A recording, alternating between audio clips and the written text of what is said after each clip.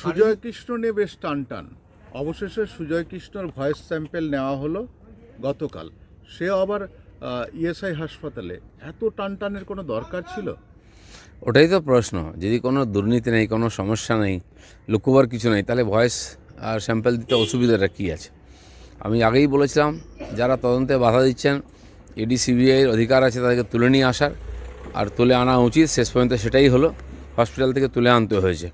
এরকম ছোট ছোট বাধা সৃষ্টি করে পুরো তদন্তকে আটকে দেওয়ার যে চক্রান্ত চলছে, আমার মনে হয় গায়ের জোরে সেগুলোকে বাধা পার করতে হবে। নাহলে বাংলার মানুষ যেদিকে তাকিয়ে আছেন সিবিআই ইডির দিকে, যে তারা এই দুর্নীতিকে পর্দাফাঁস করবে, তুলে ধরবে, দোষীদের সাজা দেবে, সেটা না হলে সম্ভব হবে না। শারীরিক অসুস্থতার কথা বলে কণ্ঠস্বর নমুনা সংগ্রহ করতে দেয়নি এসএসকেএম, সেই কাজ জোকা ইএসআই হাসপাতালে 30 মিনিটে সম্পন্ন হলো কি করে? 30 মিনিটেরই কাজ ছিল, কিন্তু ওই যে একটা ঘোগের বাসা হয়েছে আর এসএসকেএমটা, সেখানে দেখুন মন্ত্রীমশাই সকালে পাইচারি করছেন, ঘুরে বেড়াচ্ছেন, গল্প করছেন, ফোন করছেন, পার্টির মিটিংও করে নিচ্ছেন, কিন্তু জেলে আছেন। এই ধরনের চালাকি, এটা বিচার ব্যবস্থার প্রতি মানুষের আস্থাকে কমিয়ে দেয়। তিনি মন্ত্রী বলে, তিনি নেতা বলে সব সুযোগ পাচ্ছেন, আর সাধারণ মানুষ বিনা দোষে জেলের মধ্যে পড়ছে। এরও প্রতিবিধান হওয়া উচিত। সাংবাদিক গিয়ে তার ইন্টারভিউ নিয়ে আসছে, সে ফোনে কথাও বলে নিচ্ছেন। এই জন্য ওই হসপিটালটাকে তৈরি করা হয়েছে, ওটা অভয়ারণ্য হয়েছে টিএমসির এখন। অন্যদিকে মেডিকেল বোর্ড কাকুর কণ্ঠস্বর নমুনা সংগ্রহ করার ক্ষেত্রে ছাড়পত্র দিল।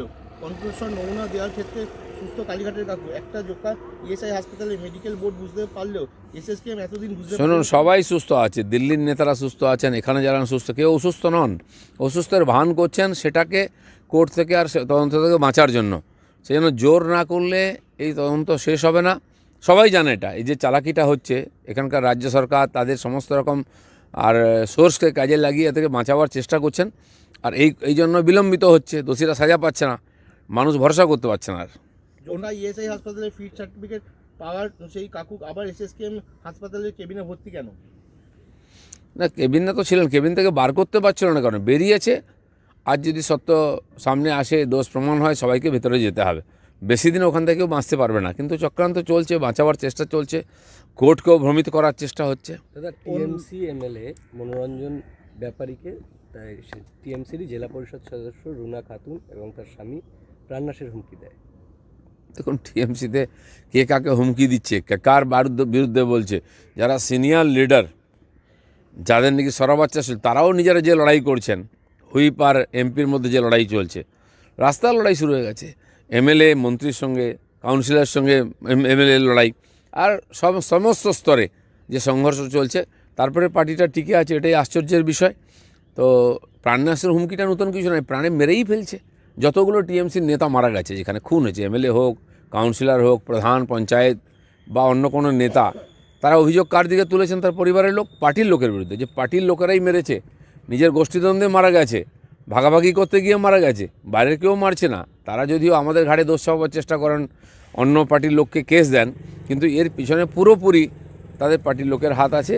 পার্টির মধ্যেই সংঘর্ষটা এখন চলছে। কুণাল প্রসঙ্গে বিস্ফোরক আব্দুল করিম চৌধুরী, কুণাল ঘোষকে খুব তাড়াতাড়ি বহিষ্কার করা উচিত। কুণাল ঘোষ একজন ননসেন্স, প্রবীণ ছাড়া কোনো দেশ বা রাজ্য চালাতে পারে না। অভিষেক বন্দ্যোপাধ্যায় এখনও বাচ্চা, তার এখনও অনেক শেখার বাকি আছে।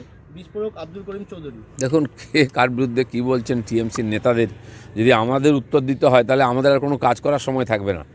এটা ওদের বাড়ির ব্যাপার, সামলে নি। কারা কারা আছে পার্টিদার, কাদের নিয়ে এই পার্টিটা চলছে, পশ্চিমবাংলার মানুষের কি এদের কাছ থেকে কিছু আশা আছে?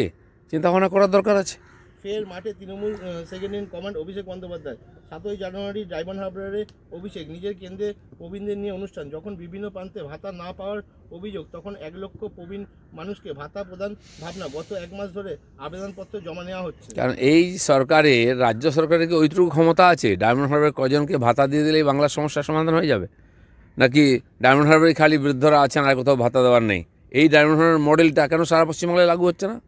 ডায়মন্ড হারবার কজনকে সরকারি টাকায় ভাতা দেওয়া হচ্ছে, বাকিরা কেন বঞ্চিত হচ্ছেন? লক্ষ লক্ষ বয়স্করা সারা বাংলায়, বিধবারা কেন পাচ্ছেন না? এর উত্তরটা কে দেবে? তৃণমূল জিতলে ধূপগুড়ি মহকুমা হবে দিয়েছেন প্রতিশ্রুতি, হয়েছে কি বাস্তবে রূপায়ণ? পার হয়েছে 31শে ডিসেম্বর ডেডলাইন, অভিষেকের প্রতিশ্রুতি এখনও অধরা। মুখে কালো কাপড় বেঁধে প্রতিবাদ। অনেক প্রতিশ্রুতি এখন দেওয়া হচ্ছে, ইলেকশনালে প্রতিশ্রুতি হবে।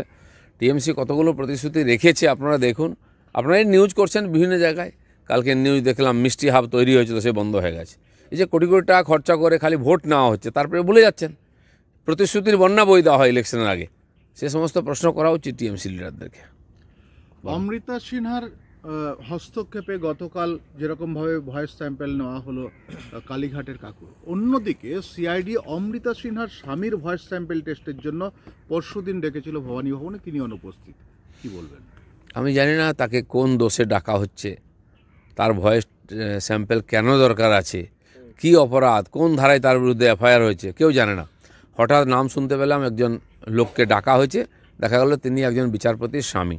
আমি জানি না বিচারপতিকে প্রভাবিত করার জন্য, ধমকাবার জন্য, ভয় দেখাবার জন্য, বিচারকে প্রভাবিত করার জন্য চক্রান্ত করা হচ্ছে কিনা।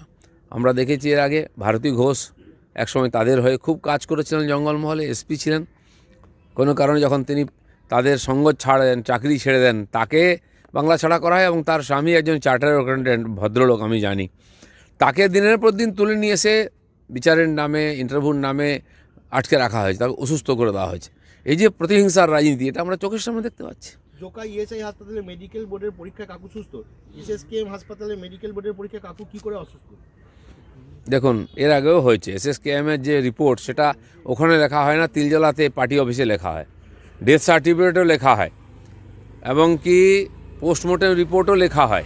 সেই জন্য তার উপরে বিশ্বাস নেই। এর আগে নেতাকে হেলিকপ্টারে করে এমসে নিয়ে যেতে হয়েছে, ভুবনেশ্বর, টেস্ট করে দেখা হয়েছে উনি ঠিকই আছেন। সেই জন্য এখন আর ভান করেন না।